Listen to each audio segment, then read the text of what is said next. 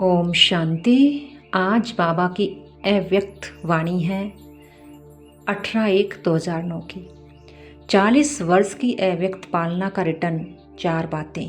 शुभ चिंतक बनो, शुभ चिंतन करो, शुभ वृत्ति से शुभ वायुमंडल बनाओ तथा जीरो और हीरो की स्मृति में रहो। आज की पूरी मुरली 4 ही बातों के आधार हैं कि 40 वर्ष बाबा की अव्यक्त पालना को भी हो गए, साकार पालना भी ली, लेकिन इन 4 बातों में कहाँ तक स्मृति स्वरूप बने हो।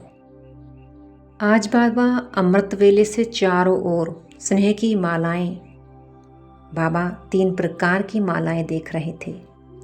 एक थी बाप समान बनने की उमंग उत्साह की माला, दूसरी थी अति बिछड़ी हुई बंधन वाली बांधेली गुप्पियों की माला, तथा तीसरी माला थी कुछ कुछ उल्हनों की माला, और सभी में स्नेह समाया हुआ था।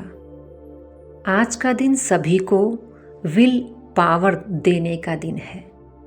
जिस प्रकार एक बच्ची को हाथ में हाथ मिलाते हुए साथ में सभी बच्चों को शक्ति सेना और पांडव को विल पावर की विल दी। जिस समय साकार बाबा गए थे उस समय दादी प्रकाश मणि को हाथ में हाथ लेकर विल पावर देते हुए सबको पावर दी। कई बच्चे बाबा देख रहे हैं, कई बच्चे पांडव भी और शक्तियां भी गुप्त रूप से अंतर्मुखी बनकर पुरुषार्थ में तीव्र गति से चल रहे हैं। बाहर से दिखाई नहीं देते हैं लेकिन पुरुषार्थी अच्छे हैं। बाप दादा ने आज सभी बच्चों का विशेष रूप देखा। स्नेह की सब्जेक्ट सभी के चेहरे को चमका रही है। बाबा कहते हैं स्नेह की शक्ति है तो पहाड़ जैसी समस्या को भी रूई बना देती है, हर बात को पानी जैसा हल्का बना देती है। स्नेह है तो बाबा की छत्र छाया है। बाबा कहते हैं खुदा को दोस्त बना के कोई भी समस्या दोस्ती के नाते से सहज कर देते हैं। बाप को अपना साथी बना देते और सारा बोझ बाप को दे देते। बाबा कहते हैं दुनिया में कहावत है कि आत्मा परमात्मा में लीन हो जाती, लेकिन बाबा बताते हैं आत्मा परमात्मा के प्यार में लवलीन हो जाती है। लीन नहीं होती लेकिन लव में लीन हो जाती है, उसके प्यार में समा जाती है, खो जाती है। बाबा कहते हैं सभी ने बाप समान बनने का होमवर्क किया है या लक्ष्य रखा है। बाबा कहते हैं लक्ष्य रखा है तो बच्चों की 75% रिजल्ट अच्छी है। ये बाप समान बनना ही है, चाहे तूफान कितने भी आए, क्योंकि कलयुग के समाप्ति का समय है तो तूफान तो आएंगे। तूफान क्या है? तूफान तोहफा है ब्राह्मणों के लिए, क्योंकि उनकी अवस्था को ऊंचा बना देता है। बाबा कहते हैं दृढ़ संकल्प करो, दृढ़ता की चाबी को सदा साथ रखो, क्योंकि इस चाबी को ही छीनने के लिए माया भी आती है।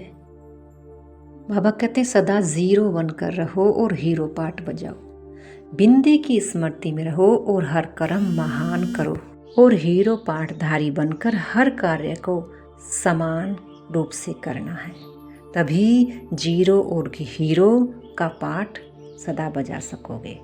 बाबा कहते हैं 4 बातें अपने जीवन में पक्की करनी है, चाहे कैसा भी पेपर आए। सदा याद रखना, शुभ चिंतक बनकर रहना है। कोई भी कमजोरी देख व सुनकर रहम दिल बनकर शुभ चिंतक बन उनको सहयोग देना है। कमजोरी को नहीं देखना, उससे गिरना व किनारा नहीं करना है, क्षमा करना है, क्योंकि वो परवश है, उसके ऊपर रहम करना है। दूसरी बात है शुभ चिंतक बनना है, शुभ चिंतन करना है। कभी कभी व्यर्थ संकल्प बहुत चलते हैं, इसमें अपनी जमा हुई शक्ति व्यर्थ चली जाती है। इसीलिए शुभ चिंतन के लिए स्वमान का कोई ना कोई अपना टाइटल मन को होमवर्क दे दो।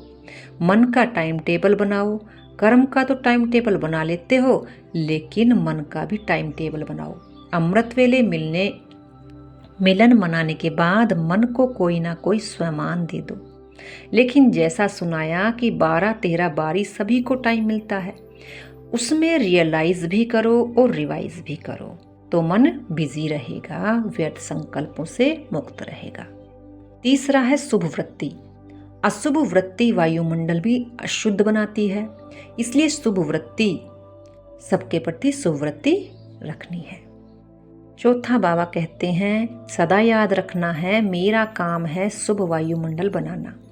जैसे कभी भी वायुमंडल में बदबू होती है तो क्या करते हो, खुशबू फैलाते हो, बदबू सहन नहीं होती, कोई ना कोई खुशबू का साधन अपनाते हो। ऐसे ही साधारण वायुमंडल व अशुभ वायुमंडल बदलना ही है, चाहे छोटा है चाहे बड़ा हो, लेकिन सबकी जिम्मेवारी है, दृढ़ संकल्प करना है, मुझे शुभ वायुमंडल बनाना है।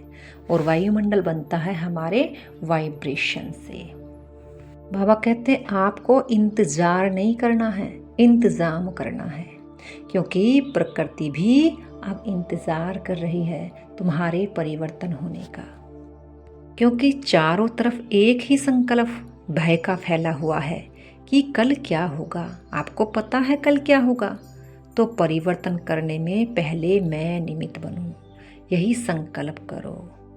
बाबा कहते हैं इस वर्ष में क्या स्लोगन याद रखोगे, नो प्रॉब्लम, विजयी का झंडा सदा दिल में भी लहराता रहे।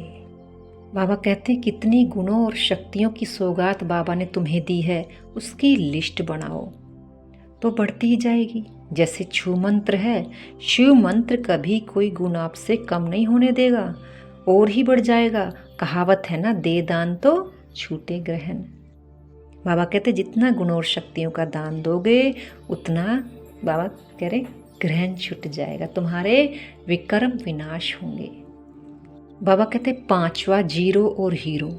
तो इन बातों को मनन करते हुए मगन अवस्था में रहने वाले ब्राह्मण सो फरिश्ता आत्माएं, देवता बनना तो आपका जन्म सिद्ध अधिकार है, फरिश्ते सो देवता, तो सदा स्नेह में लव में लीन रहो। बाबा कहते हैं माया बहुत चक्कर लगाती है, इसीलिए मन और बुद्धि से सदा समर्थ रहो। यानी समर्थ कैसे रह सकते हैं, अच्छे अच्छे स्वमानों को स्मृति में रखें, तभी हम समर्थ रह सकते हैं, अन्यथा माया हमको हराने का पूरा प्रयास करती है।